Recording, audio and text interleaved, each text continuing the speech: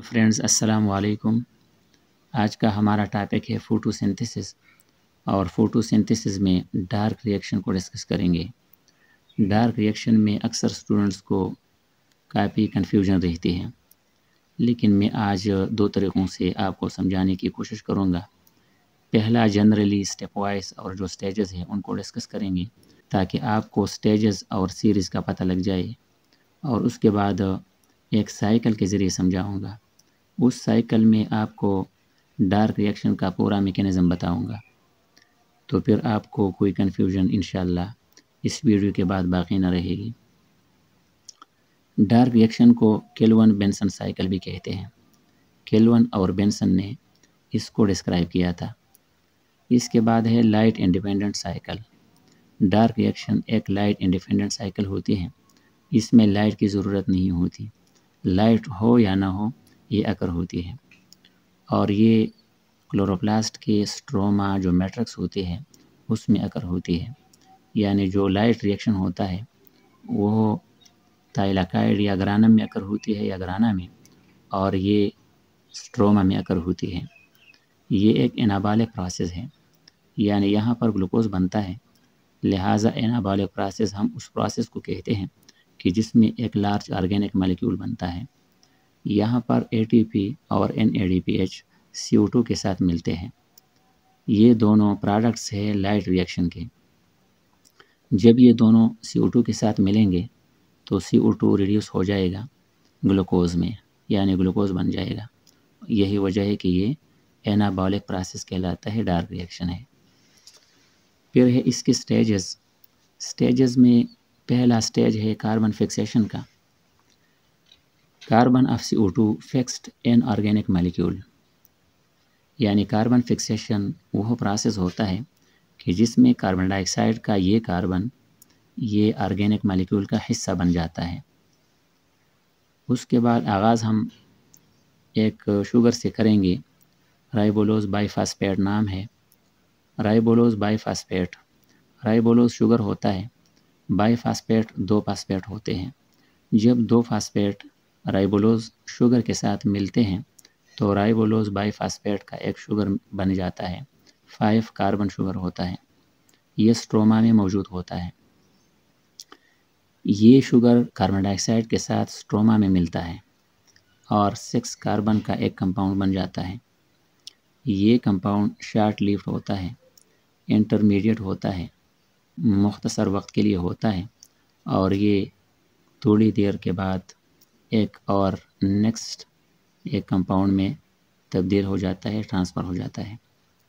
लेकिन यहाँ और यहाँ पर एक एंजाइम यहाँ रिक्वायर होती है, और रोबेस्को इसका नाम है, और कंप्लीट नाम इसका है राइबोलोज बाई कार्बोक्सिलेज। जैसा कि नाम से ज़ाहिर है, राइबोलोज का कार्बन और ऑक्सीजन के साथ मिलाना ये इस एंजाइम का काम है। राइबोलोज कार्बो ऑक्सी, कार्बन और ऑक्सीजन, ये कार्बन और ऑक्सीजन राइबोलोज शुगर के साथ मिलाना ये रोबेस्को का काम है। ये लिविंग ऑर्गेनिज्म में मोस्ट अबंडेंट होता है। उसके बाद ये 6 कार्बन कंपाउंड जब 2 और कंपाउंड्स में डिवाइड हो जाएगा तो हर एक कंपाउंड में 3 कार्बन्स होंगे, यानी each PGA as 3 carbon compound. 3 carbon के 2 PGA बन जाएंगे। फास्फोग्लाइसेरिक एसिड या फास्फोग्लाइसरेट, दोनों नाम इसको हम कह सकते हैं। ये एक एसिड होता है और इसमें COOH एक फंक्शनल ग्रुप मौजूद होता है, लिहाजा इसको हम एसिड कहते हैं। तो यहाँ पर हमारा पहला स्टेज या कार्बन फिक्सेशन कंप्लीट हो जाती है, और कार्बन एक ऑर्गेनिक कंपाउंड में चेंज हो गया है, लिहाजा कार्बन फिक्स हो गया है। नेक्स्ट और सेकंड स्टेज है रिडक्शन का। फास्फोग्लाइसरिक एसिड अब PGL में कन्वर्ट हो जाएगा। फास्फोग्लाइसराल्डिहाइड, अल्डिहाइड में फंक्शनल ग्रुप होता है COH, लिहाजा PGA का PGL में कन्वर्ट होना ये रिडक्शन होता है। इसको PGL में कन्वर्ट करने के लिए जो रिक्वायरमेंट्स होते हैं वो ATP और NADPH होता है। ये दोनों वह प्रोडक्ट्स हैं जो लाइट रिएक्शन में हमें मिले हैं। ये दोनों जब PGI के साथ मिलेंगे तो फास्फोग्लाइसराल्डिहाइड बनेगा और ATP से ADP बनेगा और NADPH से NADP बनेगा और साथ ही H2O भी रिलीज होगा। ये दोनों यहाँ पर जो प्रोडक्ट्स में आए ये दोबारा लाइट रिएक्शन में चले जाएंगे और वहाँ पर दोबारा से वो ATP और NADPH का आगाज़ करेंगे। अच्छा, यहाँ पर रिडक्शन कंप्लीट हो जाता है और तीसरा स्टेप है रीजनरेशन ऑफ राइबोलोज बाइफास्फेट। राइबोलोज बाइफास्फेट एक कार्बन डाइऑक्साइड एक्सेप्टर होता है। जिस तरह स्टार्ट में आपको बताया कि राइबोलोज बाइफास्फेट कार्बन डाइऑक्साइड के साथ मिलकर आगाज़ होता है डार्क रिएक्शन का, लिहाजा ये CO2 एक्सेप्टर कहलाता है। Regeneration of ribulose biphosphate for cycle continuity, यानी राइबोलोज बाइफास्फेट रीजनरेट करना ये ज़रूरी होता है ताकि साइकिल को दोबारा इनिशिएट किया जा सके, दोबारा CO2 के साथ मिल जाए, इसलिए रीजनरेट करना ज़रूरी है। टोटल 6 PGAL बनेंगे। 6 PGAL जब बनेंगे तो उन 6 में एक ग्लूकोज बनाने में काम आएगा और बाकी जो 5 PGAL है वो 3 राइबोलोज बाइफास्फेट में कन्वर्ट हो जाएंगे, यानी ये 5 PGAL है और हर PGAL में 3 कार्बन मौजूद है। ये टोटल 15 कार्बन बन गई। 5 को जब हम 3 से मल्टीप्लाई करेंगे तो 15 कार्बन बनेंगे। यही 15 कार्बन जब हम 3 पर डिवाइड करेंगे तो हमारे पास 5 कार्बन के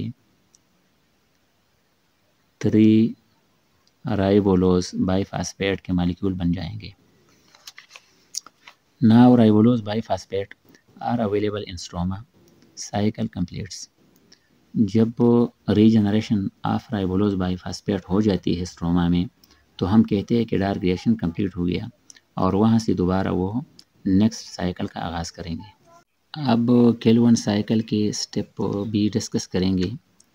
पहले यहाँ देख ले, ये क्लोरोफिल है और इस क्लोरोफिल के अंदर ये थाइलाकाइड मेम्ब्रेन है या जो ग्रानम होता है। यहाँ पर लाइट रिएक्शन अकर होती है और लाइट रिएक्शन के नतीजे में ATP और NADPH बनते हैं। ये दोनों यहाँ केल्विन साइकिल में एंटर होते हैं स्ट्रोमा में और केल्विन साइकिल के दौरान ADP बनता है ATP से और NADP बनता है NADPH से। लिहाजा केल्विन साइकिल के ये दो प्रोडक्ट्स यहाँ दोबारा आकर लाइट रिएक्शन के लिए यहाँ थाइलाकाइड मेम्ब्रेन में एंटर होंगे। केल्विन साइकिल का आगाज़ यहाँ से करेंगे। राइबोलोज बाइफास्फेट ये एक 5 कार्बन का शुगर मॉलिक्यूल होता है।